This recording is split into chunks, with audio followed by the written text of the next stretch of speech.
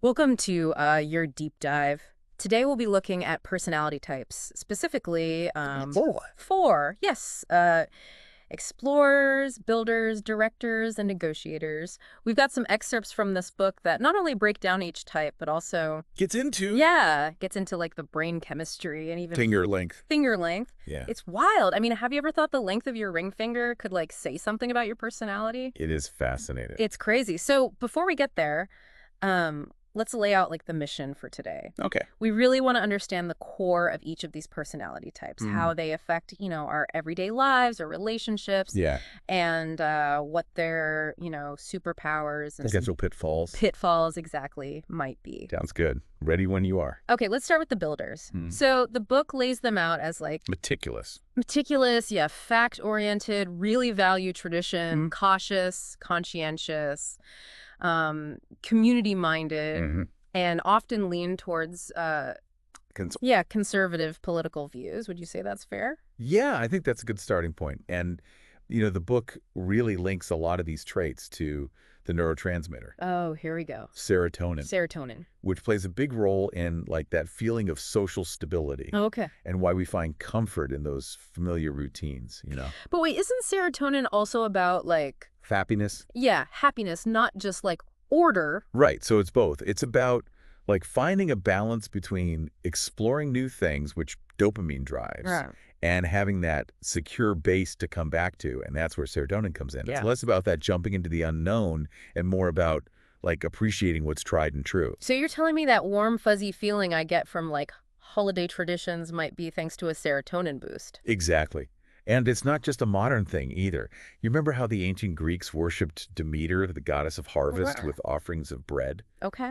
Bread, like turkey Thanksgiving, ultimately boosts serotonin levels. Oh, So it suggests that link between serotonin tradition and that feeling of being connected to something bigger than ourselves wow.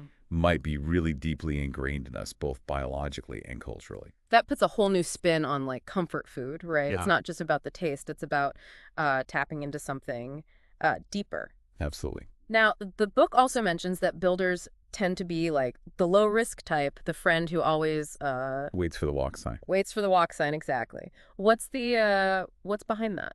Well, the book gets into some specific genes in the serotonin system related to what's called harm avoidance. Okay. So people with certain combinations of these genes are more likely to be cautious, prioritize security and predictability. Mm.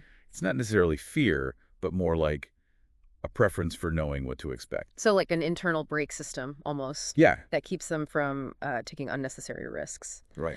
Speaking of caution and that preference for the familiar, Yeah. the book brings up this word ought and suggests that builders really resonate with like duty, morals, a strong sense of what's right and wrong. Absolutely. It's like that inherent sense of ought that often draws builders to those like conservative values. Right. Where there's a clear sense of authority, Yeah. established norms Right. and a well-defined moral code. Makes me think of figures like George Washington, who the book uses as a prime example of a builder. Yeah. Meticulous, detail-oriented, a stickler for tradition. All classic builder trait. Yeah, and his management of Mount Vernon, his discipline routines, his reverence for those customs all point to Definitely. a strong builder personality. Yes, and he was a master of managing complex systems, and his commitment to fact and details, along with that aversion to ambiguity, all hallmarks of a builder. And let's not forget his cautious nature, that careful deliberation before making any big decisions. Even during the Revolutionary War, he wasn't one to rush into things without, Weighing all the odds. weighing all the Yeah. facts. Precisely.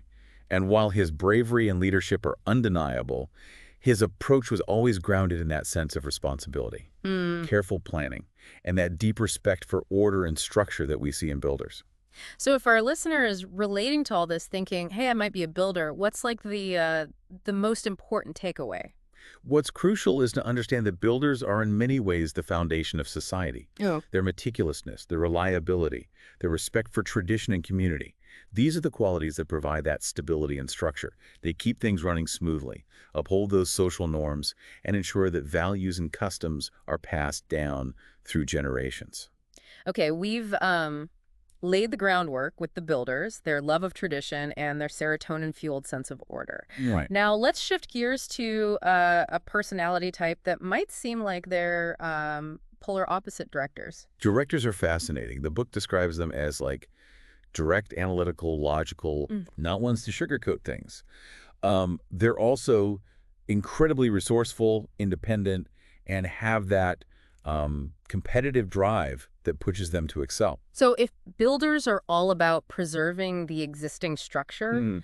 directors are the ones who might come in and shake things up a bit. Exactly. Always questioning, always analyzing, always looking for ways to improve systems. Yeah, and if we dive into the biology behind it, testosterone plays a significant role in shaping those director traits. Okay, I knew we'd get to testosterone eventually, Mhm. but isn't that mostly about like physical differences between men and women? How does it connect to personality? Well, testosterone's influence starts even before we're born. Higher exposure to testosterone in the womb actually shapes brain development in ways that enhance those spatial skills Okay. and what we call systemizing abilities. Hold on, systemizing. Yeah, You're gonna have to break that down for me. of course. And for our listener who might not be familiar with the term, systemizing is basically that knack for analyzing patterns and systems. Think about anything from understanding how a complex machine works Yeah. to figuring out the rules of a game. Right. It's that ability to break things down, see the underlying logic, and make sense of how the parts fit together. So if I'm really good at putting together IKEA furniture without looking at the instructions, does that mean I might have some director tendencies? It's possible. Yeah. But remember, we all have a mix of traits Right. from different personality Of types. course. It's about which ones are most dominant in how we approach the world. right.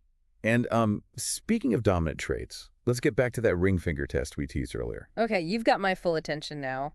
What does my ring finger have to do with my personality? So research has shown that if your ring finger is longer than your index finger, it could mean you were exposed to higher levels of testosterone in the womb. Hmm. And as we've talked about, that can boost those spatial skills and that inclination towards systemizing, both of which are hallmarks of a director personality. Wait, so you're saying if I'm a nail biter and can't tell which finger's longer, I'm doomed to never know my true personality? Not at all. It's just one piece of the puzzle. And even if someone does have that longer ring finger, it doesn't, dictate their destiny. It just suggests they might have a natural inclination towards certain fields or ways of thinking. So like those classic director fields, engineering, architecture, maybe even surgery. Exactly. Anything that requires that strong spatial reasoning and a knack for problem solving. Precisely. And the book actually brought up Bill Gates as an example, something about how someone noticed his ring finger during a speech, and it sparked this whole discussion about the connection to his director personality and his success in the tech world. Speaking of Bill Gates, I'm also remembering what the book said about directors having that laser-like focus. Oh, yeah. They use that funny analogy about a director being so engrossed in a task they wouldn't even notice a rhinoceros in the room. It's like their brains are wired to zero in on the goal and filter out anything that might, distract them from achieving it. I can see how that kind of focus would be a huge asset in certain situations, especially if you're trying to solve a complex problem or meet a tight deadline. But what happens when a director needs to deal with, let's say, unexpected emotions Yeah. or interpersonal challenges that require a bit more, well, empathy? That's where things can get a bit tricky. Yeah. The book dives into this concept of emotional containment as a core director trait. Okay. It's that ability to, compartmentalize their feelings, keep a cool head, even when things get intense. So it's like they have that inner strength that That right stuff. that right stuff, yeah, to handle pressure without getting overwhelmed by emotions, like those heroic stories we hear about people acting bravely in a crisis. Mhm. Could those often be directors springing into action? It's definitely a possibility. Their capacity for emotional control, paired with that decisive, action-oriented nature, could definitely contribute to those acts of bravery. Right. They're the ones who can assess a dangerous situation and act swiftly without being paralyzed by fear or doubt. But I have to wonder, what happens when that emotional container gets too full? Yeah. Can all that bottled up emotion backfire? Unfortunately, it can.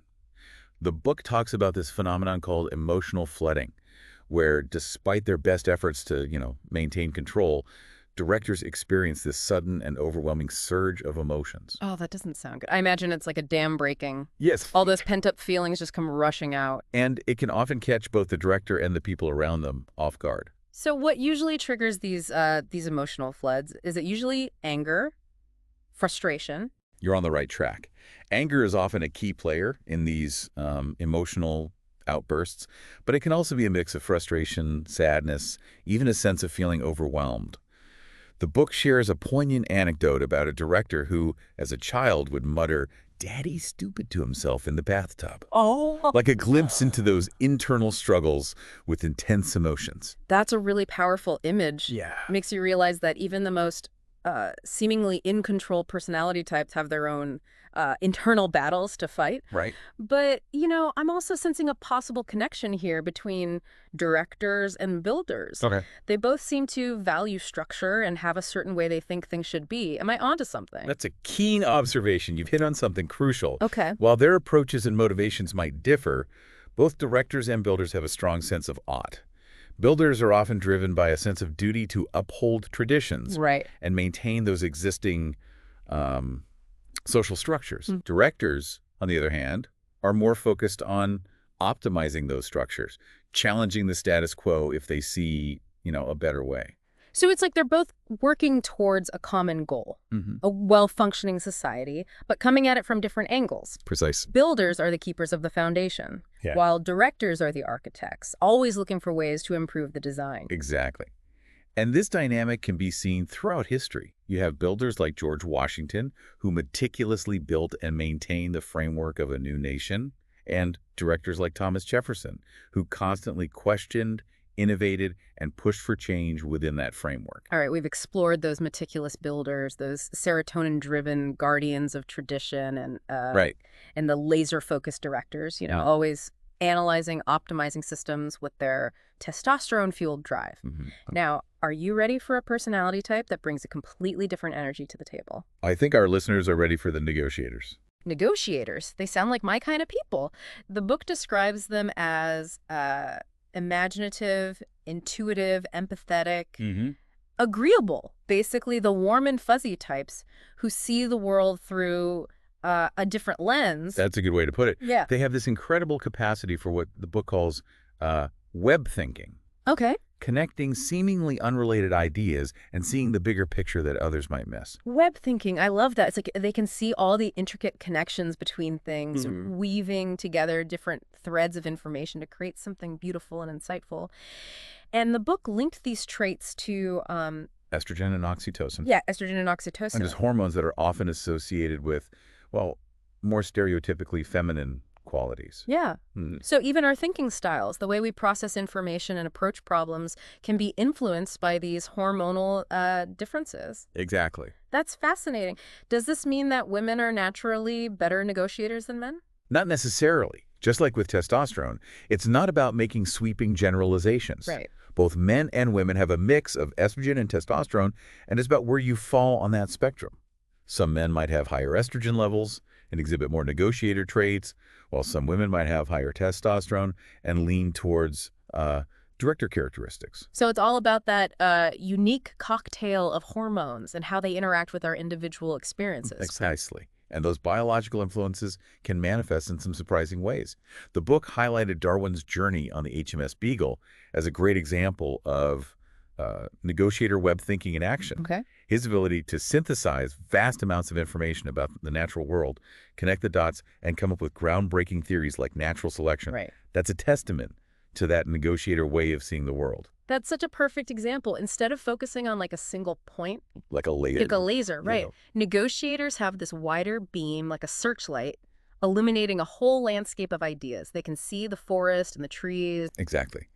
And this searchlight approach allows them to excel in fields that require that broad perspective, like diplomacy, Yep. social work, or even creative writing. Okay. They're the ones who can bridge gaps, find common ground, and weave together those seemingly disparate threads into a cohesive whole. I'm also thinking about that passage on intuition and, gut feelings. Right. The book suggested that estrogen might actually enhance those, like, intuitive flashes of insight.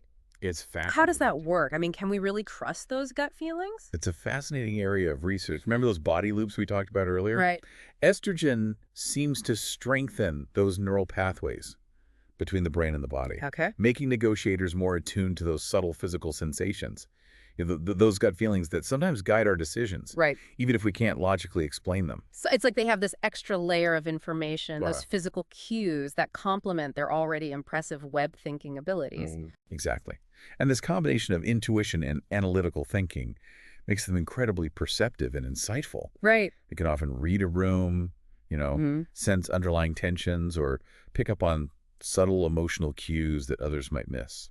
Which brings us to empathy, Hmm. a classic negotiator strength. The book described it as being able to genuinely feel another person's pain. Is that really possible, or is it just like a figure of speech? Research suggests it's more than just a metaphor. Remember those mirror neurons we talked about earlier? Right. They fire both when we perform an action and when we observe someone else performing that same action. Right. Well, it turns out that these mirror neurons are also involved in empathy. Okay. When a negotiator sees someone experiencing pain or distress, Yeah. their own mirror neurons fire as if they were experiencing those emotions themselves. So it's like their brains are wired for compassion. Mm. They can step into someone else's shoes and truly understand what they're going through. That's incredible.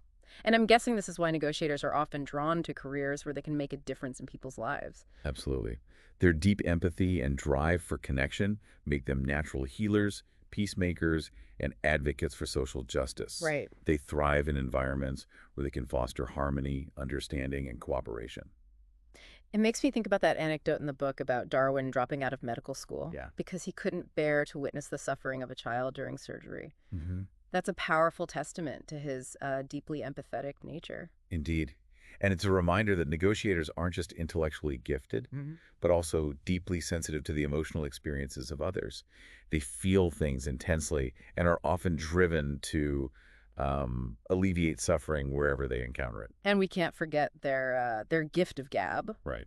The book even mentioned that estrogen might play a role in their verbal fluency and that knack for storytelling. There's definitely a connection there. Estrogen seems to enhance the speed and agility with which we can uh, access and retrieve words from our memory. Okay. This might explain why negotiators are often such gifted communicators. Mm-hmm. They can express themselves eloquently, weave captivating narratives, and connect with others through the power of language. It reminds me of Darwin's beautiful description of the tangled bank in On the Origin of Species. Hmm. His words paint such a vivid picture, conveying both scientific insight and a deep appreciation for the interconnectedness of life. Yeah. It's a perfect example of a negotiator's ability to blend intellectual brilliance with emotional depth. You've captured it perfectly. Thank you. And now, having explored these four fascinating personality types, builders, directors, negotiators, and of course, those adventurous explorers we talked about earlier, Right. it's been a pleasure exploring these concepts with you.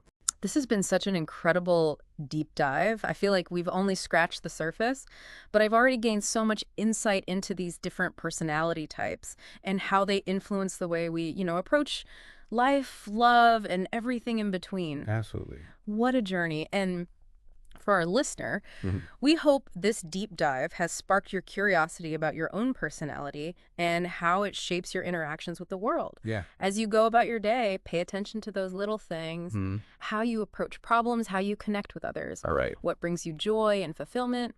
You might be surprised at what you discover. And remember, this is just the beginning. Yeah. There's a whole world of knowledge out there waiting to be explored. Mhm. Keep asking questions, keep learning, and keep diving deep.